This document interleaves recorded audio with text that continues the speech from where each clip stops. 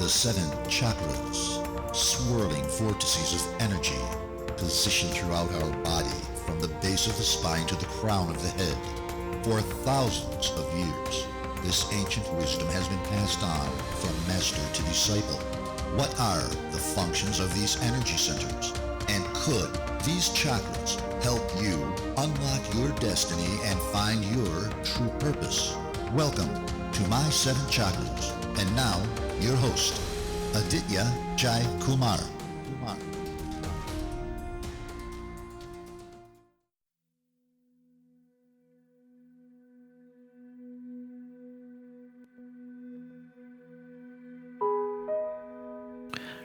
If you've been living on planet Earth, at least for the last few months, you'd know that we're in the midst of a pandemic called COVID-19, which is a relatively new disease that can spread person to person through close contact.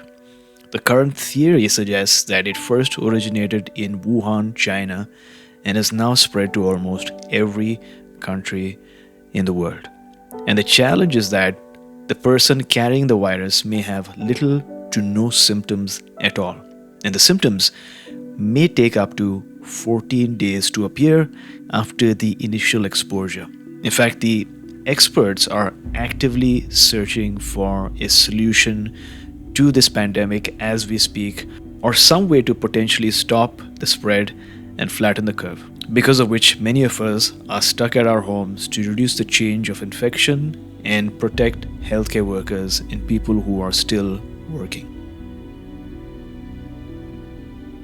But when is this going to end? Is this natural or is this man-made? And most importantly, is there any good that can come out of this?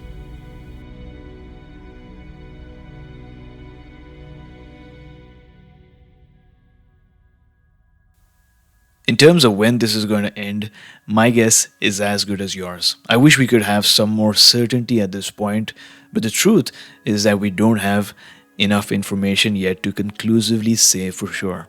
Is this natural or is this man-made? At this point, I've come across so many theories that I don't know who to believe. Some say it is geopolitics at play here. Some say it is a natural result of the inhumane conditions of the wet markets in Wuhan. Some say that this is something that we haven't really considered. Viruses do have the potential to decimate the entire human race, and that we need to start becoming more serious about this threat before it's too late. And then some people say that what we really need to worry about is 5G, because that's way more dangerous than this virus is portrayed to be. I don't know. I don't want to fuel any of these theories, which they really are at this point. All I can say is that I've heard more Bill Gates stories in the last 20 days than in the last 20 years. He sure is playing an active role in all of this.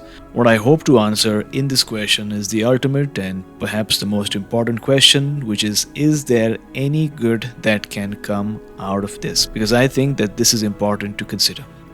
So let's start with change number one, which is the earth is getting a break. Now this is really true, and there's no conspiracy behind it.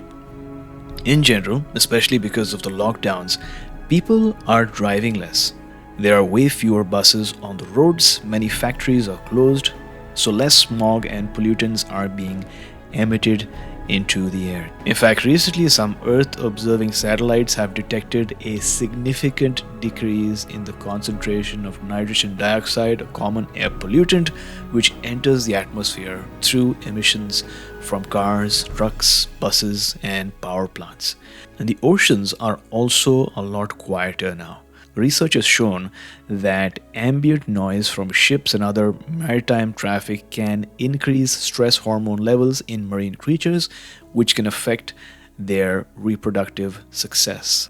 I've also read that the large man-made hole in the ozone layer, which by the way protects the Earth from harmful UV radiation, is beginning to heal and close up. And this is good news. And I've also seen so many pictures from around the world where people are noticing that the smog that used to be there is now clearing up and is increasing visibility. And what this means is that us sitting at home for a while is actually a good thing for nature. Number two, the governments are finding ways to support people. Especially here in Canada and the US and in many countries in the world, the government is finding ways to support people during this crisis through mortgage deferments, rent relief, affordable or even free treatments, COVID related relief funds, and most recently in the United States, student loan deferments. And if you ask any student, one of the biggest stress factors that tends to bring them down and crushes their spirit is student debt. Just in 2019, for example, the debt was $1.6 trillion, dollars, which was 7.5% of the GDP. So you can imagine the sigh of relief when they announced just a few days back that for a period of 6 months, student loans would be deferred. The way I look at it, this pandemic has probably struck a note of empathy amongst government officials, which has led to this worldwide effort to keep people safe and away from suffering. And personally, I think that this is the first step towards accessing abundance and the tapping into of an unlimited source of energy. In an ideal world, people would receive a universal basic income, would receive free education, and would receive all the support and infrastructure to lead their best lives. We still have a long way to go, but I think deep down that these measures, even though they're small, are a good first step towards a more democratic and equal society. Number three, people are focusing more on health and wellness. If you look around you, people are washing their hands, covering their mouths, cleaning their homes, staying germ free. People are finding ways to boost their immunity, improving their hygiene, consuming more vitamins. And because restaurants are closed, they're finding ways to cook nutritious food at home. And on top of that, because there's so much stress going on, anxiety, hysteria, people are finding ways to reduce stress, feel more calm, and relax. Now, these are positive signs that suggest that when you can't go outside, you can't help but go inside. And I think that is a good result as well. People are discovering the power of their breaths, the significance of meditation, the utility of yoga, and the effectiveness of journaling. On a personal front, I've been spending more quality time on my meal prep, and if you are in our Facebook group, you would know that I've become more and more plant-based. Last week, I made some amazing hummus and tahini along with some cucumber, tomatoes, and onion on the side with some naan. I must say that if you really know how to make plant-based foods, not only does it taste good, but it feels good too, deep within. And I've also been doing a lot of breath work, meditation, and journaling to really connect with my higher self and find out whether I am on my true path. So I encourage you to use this time to heal yourself, discover new practices for nourishing yourself, and really take a step back or two and find out what you are truly wanting to do in this lifetime. What is your purpose? What is your divine calling? Because now is the time. Another shift that's happening in the world today is that people are feeling more united. Whether you're talking to a friend in India or France or Australia or even Canada, everyone's going through the very same experience. Everyone is feeling bored or lonely at home. Everyone wants this to end. Everyone wants to meet their friends and families in person once again. And I don't think that I've ever had a shared experience like this on a global scale ever. And no matter what the issue is, when you're able to agree on a particular topic, that's usually just the foundation for agreeing, sharing, and collaborating on so many more topics. Maybe it's just the fact that we are facing a common invisible enemy right here that is making us feel part of this collective. They say that throwing rocks at a common enemy leads to unity, right? And it's true. And many years back, I thought to myself, with all the wars and disputes going on in the world, the only way that we're ever going to unite and feel one is if there were an alien invasion.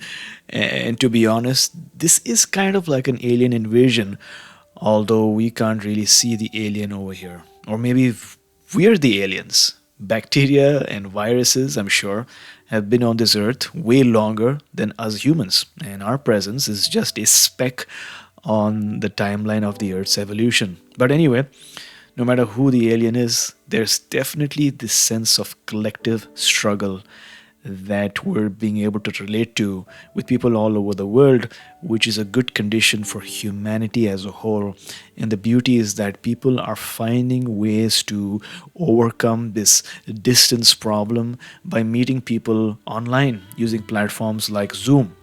And just the other day, my friend from a Buddhist group that I'm a part of called SGI hosted a Zoom meeting along with four other people, and we connected, we shared, we chanted, and it was a great experience. And the best part was that I didn't even have to leave my home. So think about how this pandemic might actually be contributing in some small way to bringing humanity closer together. Now, the next point is that people are feeling more alive. Let me explain. One thing that this pandemic is surely doing is making us think about our survival by making us think about our death. And in the process of thinking about what could happen if we lose our life, many of us can't help but think about what we do have right now. Things, the people, the opportunities, the experiences that we've been taking for granted all these months or even years, whether it's your job or your kids, your wife or your husband, your parents, the food that you eat in the home that protects you. If you really think about it, you do have a lot to feel grateful for, and in some small, tiny way, this virus has played a role in it. Now, Stoicism, if you follow that way of life, Stoicism teaches us to embrace suffering and hardships without complaint because the experiences strengthen our character. People are also encouraged to contemplate about death because in doing so, we remember that we're always so close to it. In a blink of an eye, we could lose our life and pass on to our next karmic task. Ironically, this experience makes us come alive. This experience makes us live every day as if it were our last day. And again, the whole coronavirus pandemic, if you think about it, is making us contemplate about the prospects of death around the world. So let me ask you, if today were your last day, what would you do? Who would you call up? And what would you say? Or maybe more importantly, what would you not do anymore? What would you not tolerate any longer? What is something new that you'd like to experience or try? Do you have a passion? Do you have something that is deep within your heart, but maybe you were ashamed to launch something new, or maybe, the timing just wasn't right? It's a good time to think about it. This global pandemic has stopped us in our path and made us question whether we're really on the right path. Sometimes we need these sudden breaks because it forces us to come out of our subconscious routines that we've gotten so used to for months or maybe even years. What is that one or two routines or habits or practices that aren't really serving you? And finally, and perhaps most importantly, people are finally getting time to think about their passions and their dreams. Here's the truth. This pandemic is having a devastating effect on the global economy. With the majority of people self-isolating and socially distancing themselves at home, businesses have been experiencing a big dip in revenue, leading to massive layoffs and job cuts. And this is serious. So if you've been experiencing a layoff, or you've lost your job, or your business is in turmoil, then my heart goes out to you. But because you're sitting at home, this idle time is also an opportunity to think about your life so far and where you'd like for it to go now. It's time to visualize and dream about your vision that you've probably had years back, but kept it on the back burner because you had to focus on your job. It's time to build the skills needed to go where you are really passionate to go. It's time to learn the practices and connect with mentors who will help you enter your chosen field, whether it's becoming an energy healer, a shaman, a yoga teacher, or a psychic intuitive. This pandemic and you being at home, away from distractions, away from your daily schedule, might actually be a blessing in disguise, but it all starts with shifting your energy, raising your vibration, and feeling much more better. Which is why, in case you haven't heard, I'm offering a 15-day trial for all of our listeners to our brand new energy mentorship platform called the Action Tribe Energy Circle. And I've invited some of the most experienced and gifted mentors to train our members in areas of abundance, intuition, yoga, shamanism, and much more. Not only will you get to watch the on demand video trainings by these experts, but you'll also get a handy PDF assignment to help you embody your newly learned practices, and you'll get to attend our live Q&A as well with our teachers. So if you feel the time is right and if you'd like to try it out and see what we have in store for you, then you can visit my7chakras.com/try. That's my7chakras.com/try and just check it out. But whatever you end up doing during this phase of the pandemic, think of this time as a gift and please use it wisely. And in closing, I'd love to share a message of hope. Many experts, as I have alluded to before, are predicting a huge crash in the economy, and they say that it will take years to recover from this. And although they might be partly true, we must not downplay the power of the human spirit and the power of resilience. We've come a long way so far, and we are capable of wonders. After the Second World War, Japan was totally impoverished and destroyed. And yet, in just a few decades, the people came together, shared a dream, and built one of the most advanced civilizations on the planet with some of the best cars and technology and businesses. A few hundred years ago, people would laugh at the prospects of someday visiting the moon, but we've done that, and very soon we might actually land on Mars. Wilma Rudolph was handicapped and had to wear braces as a child. She was once told that she would never walk again. 4 years later, she was in the Olympics. 4 years after that, she won 3 gold medals and set a world record in the process. In other words, yes, limitations, constraints, obstacles do exist, but if we collectively use the power of our minds and our hearts, then we'd realize that the obstacle is the way and that our destiny lies beyond that.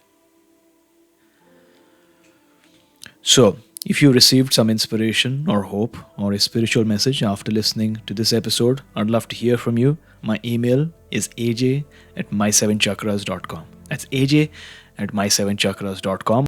I'd also love to invite you to our Facebook group, which can be found at my7chakras.com/tribe. That's my7chakras.com/tribe. I'll talk to you soon.